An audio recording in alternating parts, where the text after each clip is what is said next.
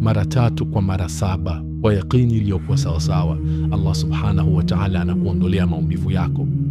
Sahaba mmoja alimfuata Mtume Muhammad sallallahu alaihi wasallam akamshtakia kuhusu maumivu anayoyahisi katika sehemu ya mwili wake.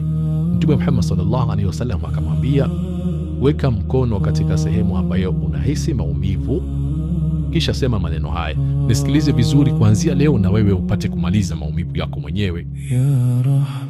Utaweka mkono, kisha utasema bismillahi mara 3, kisha utasema mara 7 maneno haya: a'udhu bi'izzati llahi wa qudratihi min sharri ma ajidu wa uhadhiru. Kwa jina la Mwenyezi Mungu ninajikinga kwa utukufu wa Mwenyezi Mungu na uwezo wake kutokana na shari ya hichi kilichonipata na kile ninachokiogopa ama kukihofia.